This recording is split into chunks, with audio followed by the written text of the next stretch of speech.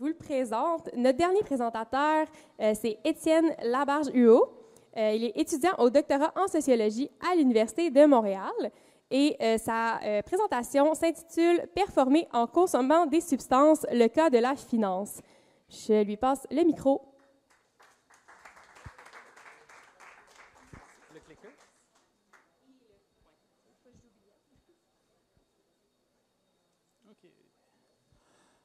Bonjour, donc je m'appelle Étienne Labarge-Huot, je travaille sur...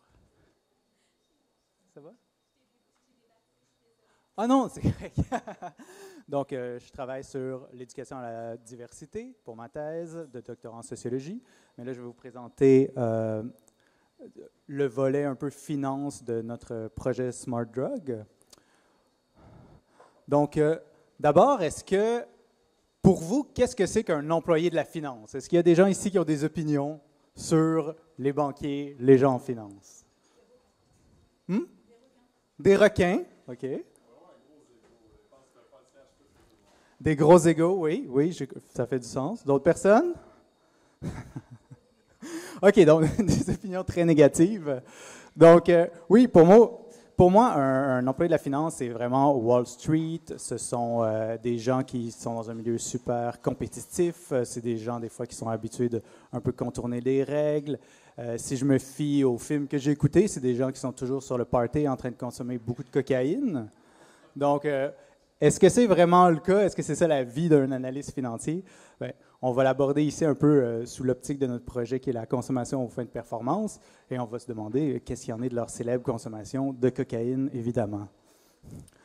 Donc, un des aspects de notre recherche a été de faire une ethnographie sur un des plus grands forums utilisés par les employés de l'industrie.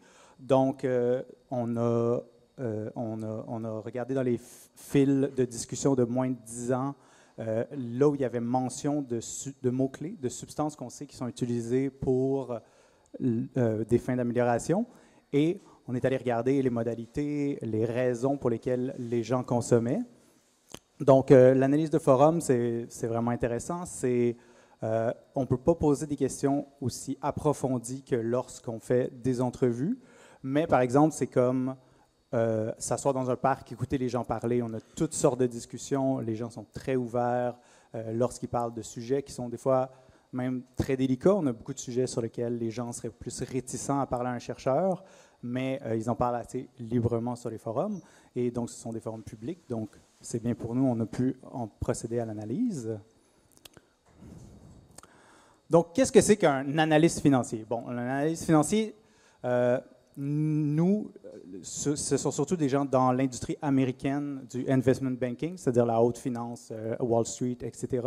Et donc, un analyste financier, c'est évidemment quelqu'un qui va colliger l'information pertinente à la valuation des entreprises.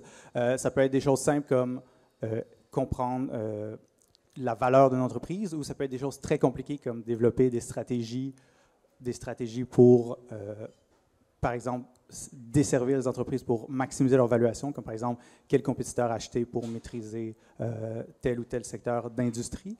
Donc, ce qui est pertinent pour nous, c'est surtout le fait qu'il y a une hiérarchisation dans ces endroits-là où on a les analystes, qui sont des gens débutants au bas de la hiérarchie. Eux, ils doivent maîtriser les chiffres, tout comprendre, tout connaître, et ils sont un peu aux ordres des gens qui sont plus élevés qu'eux, c'est-à-dire les associés ou encore plus élevés. Et ces gens-là, ce sont des gens qui sont en rapport avec les clients et qui vont devoir créer un narratif avec ces chiffres-là, souvent pour créer des pitchs pour aller chercher des entreprises, pour les rendre clients des grandes banques. Donc, à date, vous devez vous dire, bon, ça a l'air d'une job de 9 à 5, col blanc, pourquoi ces gens-là consommeraient? Il n'y a rien de spécial. En fait, c'est qu'ils ont des conditions de travail qui sont assez extrêmes. Étonnamment, il n'y a personne qui travaille, dans les fils de discussion qu'on a vus, il n'y a personne qui travaille en bas de 12 heures par jour, en bas de 70 heures par semaine, et ça va souvent beaucoup, beaucoup au-delà. C'est même une espèce de symbole de fierté de travailler plus de 100 heures, 120 heures dans une semaine. C'est des gens aussi qui ont un horaire qui est très instable. Ils ne savent pas exactement quand est-ce qu'ils vont finir de travailler. Donc, là, ils peuvent commencer à travailler le matin, mais il peut y avoir toutes sortes de choses qui arrivent et c'est comme si leur journée commençait à 5 heures p.m. et là, ils ne savent pas est-ce qu'ils vont pouvoir partir à 9 heures p.m., est-ce qu'ils vont pouvoir... Peut-être qu'ils vont partir à 2 heures a.m. en fait. Donc, souvent, ils ne le savent pas. Et c'est vraiment dû, entre autres, à cause du fait que dans la culture de ces entreprises-là, les gens qui sont seniors vont souvent ordonner des changements en fin de journée. Et là, les analystes en bas de l'échelle vont devoir essayer de faire tout ce qu'ils peuvent pour leur rendre, en fait, tout transformer le modèle et leur rendre quelque chose le lendemain matin. Mais ça, souvent, c'est très difficile et il n'y a aucune considération, en fait, pour le temps de ces gens-là. Est-ce que c'est vraiment possible ou pas? Donc, en fait, il y a une normalité dans ce milieu-là qui est la nuit blanche. Donc, ce n'est pas quelque chose qui est quotidien, mais c'est quelque chose qui est vraiment récurrent et qui est considéré comme faire partie de la job d'un analyste financier. Donc, évidemment, les analystes financiers, ce n'est pas les seuls. On peut juste penser aux infirmières qui ont des conditions de travail quand même vraiment terribles aussi. Alors, qu'est-ce qu'on peut faire dans ce genre de situation-là? Évidemment, bien manger, bien s'alimenter, bien se reposer, s'assurer de sa forme physique ou prendre du café. Et c'est effectivement ce que la plupart des gens font, mais il y en a beaucoup qui n'y arrivent pas. Et pourquoi ils n'y arrivent pas? C'est entre autres une spécificité de cette industrie-là qui est une norme qui s'appelle le FaceTime. Et le FaceTime, c'est quoi? C'est de devoir paraître être toujours en train de travailler. Donc, c'est de devoir essayer de convaincre les gens autour de soi qu'on est entièrement disponible pour l'entreprise, pour notre équipe. Et en fait, malgré que c'est une industrie où les gens ont vraiment la liberté de leur horaire, les gens partagent à quel point, en fait, ils ont peur. Ils ont peur de quoi? Peur de prendre une pause, peur d'être vus loin de leur écran. Ils ont peur de ne pas travailler la fin de semaine. Et ils ont aussi peur de quitter avant leurs collègues ou leurs supérieurs. Donc, au centre de cette norme-là, il y a vraiment la structure de rémunération des gens dans l'industrie de la finance, où la majorité de leur salaire est en fait due au bonus. Et le bonus, c'est quoi? C'est évidemment une rémunération qui est basée sur une évaluation subjective des gens, une évaluation subjective par leurs supérieurs qui relève beaucoup en fait de la comparaison entre les employés. Donc, les employés doivent toujours s'assurer de ne pas être celui qui paraît le plus mal parmi tous ses collègues. Donc, ça, ce que ça fait, c'est ultimement qu'il y a une certaine partie des employés qui n'ont tout simplement pas le temps de prendre soin d'eux-mêmes. Et ça, évidemment, ça va les mener à la consommation. Donc, ils vont consommer plusieurs substances. On a ici les substances les plus mentionnées parmi les fils de discussion qu'on a analysés. Vous remarquez qu'on n'a malheureusement pas la cocaïne là-dedans. Pourquoi? Bien parce que la cocaïne, c'est pour le party. La cocaïne, c'est une drogue récréative et ce qu'elle pourrait procurer pour aider dans la journée de travail ou pour, mettons, rester réveillé, bien en fait, c'est procuré de façon beaucoup plus efficace et beaucoup moins chère par d'autres substances qui sont celles-ci, qui sont sur la liste. Donc, la première d'entre elles, ce sont les psychostimulants. Les psychostimulants, c'est utilisé pour généralement le trouble déficitaire de l'attention. Donc, c'est la substance qui est considérée la plus efficace généralement pour le type de travail. Pourquoi? Parce qu'elle est en fait très facile à obtenir. Donc, en tout cas, c'est l'opinion des gens sur les fils de discussion, évidemment. Donc, pourquoi? Parce que le trouble déficitaire de l'attention, c'est quelque chose qui est très largement diagnostiqué en Amérique du Nord. Et donc, les gens s'échangent un peu sur le forum, un peu des recettes à suivre, quoi dire, quoi pas dire aux médecins, pour pouvoir avoir le diagnostic de trouble déficitaire d'attention et de pouvoir avoir donc ces substances-là qui sont considérées très normales, très répandues. C'est cependant des substances qui sont considérées comme ayant beaucoup d'effets secondaires. Par exemple, le crash après l'effet stimulant. Ça peut être l'hyperfocalisation sur des tâches qui ne sont pas particulièrement pertinentes, en fait. Et ça peut être des choses comme de l'euphorie. Et ça, c'est toutes des choses qui ne sont généralement pas ressenties par les gens qui ont réellement un trouble déficitaire de l'attention. Donc, c'est vraiment pour ceux qui l'utilisent pour la performance. Un autre... Pardonnez-moi. Une autre substance très utilisée, c'est le modafinil. Donc, le modafinil, c'est quoi? C'est des drogues qui sont... c'est des médicaments, qui sont utilisés pour les troubles de sommeil, par exemple la narcolepsie. Donc, cependant, c'est quelque chose qui est considéré très difficiles à obtenir. Pourquoi? Parce que ces diagnostics-là sont généralement accompagnés de tests qui sont objectifs. Donc, par exemple, la narcolepsie, ça va être beaucoup plus difficile à avoir un diagnostic que quelque chose comme un TDAH. Donc, malgré le fait que ce soit difficile d'accès, c'est considéré comme la substance parfaite parce qu'elle affecte seulement l'éveil. Donc, elle n'a pas des effets stimulants, euphorisants. C'est vraiment quelque chose qui affecte uniquement l'éveil. Et donc, c'est pour ça que c'est considéré comme la substance parfaite. Et les gens qui en veulent doivent se tourner vers l'Internet, donc des sites un peu douteux, ou bien consommer des analogues de modafinil, qui sont généralement des substances qui ont une composition chimique similaire, des effets similaires, mais qui n'ont pas encore accroché l'œil des organismes de réglementation. Une autre catégorie très, très présente sont les nootropes. Ça, c'est des substances qui ont des effets psychoactifs de toutes sortes. Ça peut être l'amélioration de l'humeur, la réduction du stress, l'amélioration cognitive, l'amélioration de la mémoire ou des capacités sociales. Ce sont les effets que les gens rapportent. Ce n'est pas nécessairement démontré par la recherche, par exemple. Et ça, ce sont des substances parfois très connues, parfois qui viennent d'être développées, très nouvelles. C'est généralement très facilement accessible sur des sites tout à fait légaux. Cependant, c'est un peu plus consommé comme un stimulant plus léger, comme du café. Donc, c'est pour les gens qui vraiment veulent éviter d'aller dans le sérieux de consommer un médicament pour pouvoir rester éveillé, par exemple. Et donc, ces effets-là sont beaucoup plus légers que les deux autres catégories qu'on a vues jusqu'ici. Et finalement, les psychédéliques, mon Dieu, les psychédéliques en microdose, donc ça, ce sont des champignons magiques, de la psilocybine. Ça, c'est consommé pour vraiment relaxer, réduire le stress, avoir un sentiment de bien-être. Et c'est généralement illégal, donc les gens ne discutent pas comment ils s'en procurent, mais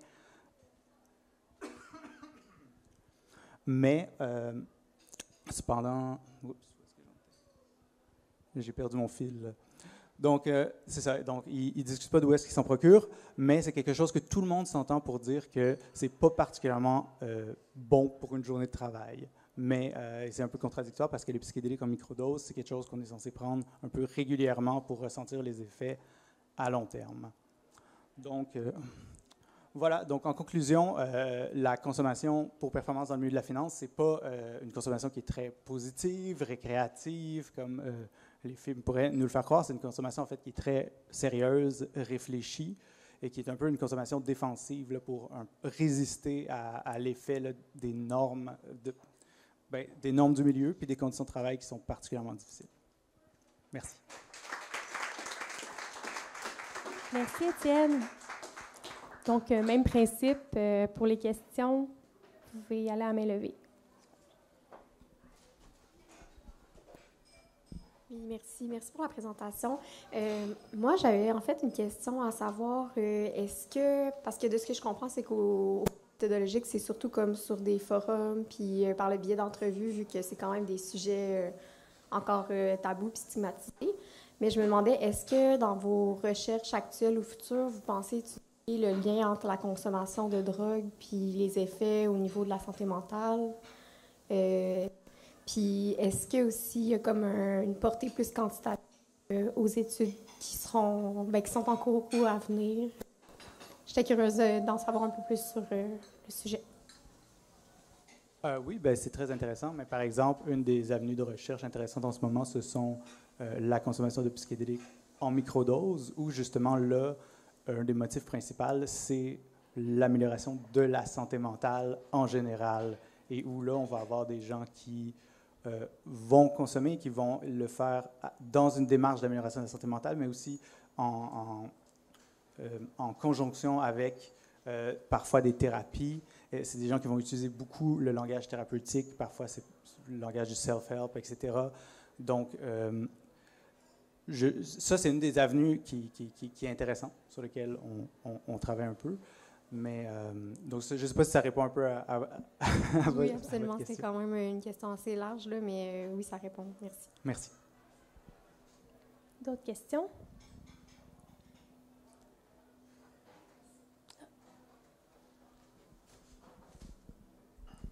Ben, tantôt, tu as parlé des gens qui simulent un TDAH, puis qu'il y a des gens qui leur donnent une recette pour quoi dire, quoi ne pas dire. Mais en vérité, quelqu'un qui a vraiment un TDAH aurait tendance à oublier, non?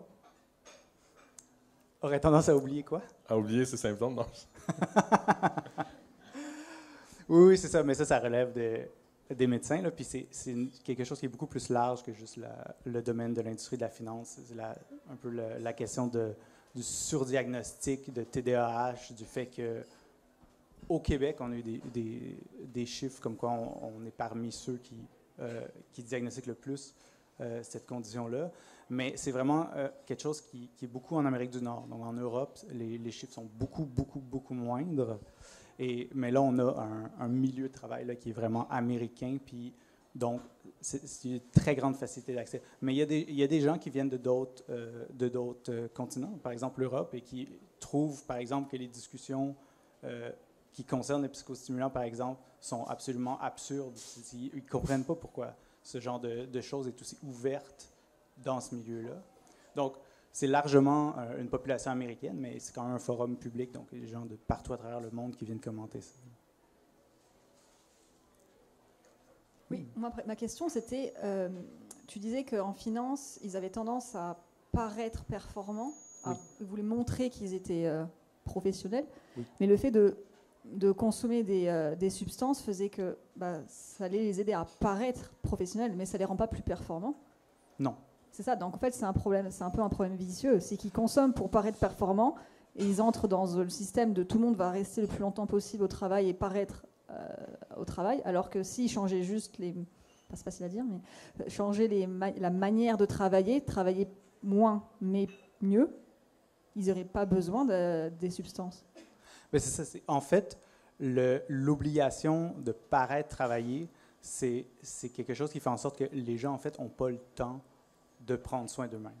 Et c'est le fait qu'ils ne peuvent pas, par exemple, se reposer convenablement, juste prendre une pause 15 minutes, aller marcher, clarifier son esprit, revenir travailler. Au niveau d'un travail comme, justement, gérer des chiffres devant un écran, c'est quelque chose qui serait extrêmement favorable. Mais c'est le genre de choses que, justement, les employés les analystes, vraiment, ceux qui sont les plus au bas de l'échelle, ils ne peuvent pas le faire, ils n'ont pas le temps de le faire et ils ne se permettent pas de le faire non plus. Donc, c'est là que, justement, le besoin d'accès aux substances ressort le plus, entre autres. Et donc, par exemple, l'effet de ces substances-là va aider effectivement à la productivité. Donc, il y a un effet sur l'éveil, il y a un effet sur la cognition, de l'usage du modafinil, de psychostimulants, etc., de certains nootropiques. Et donc, ça, au niveau des tâches qu'ils ont à faire, ça va quand même venir contribuer positivement à ces tâches-là.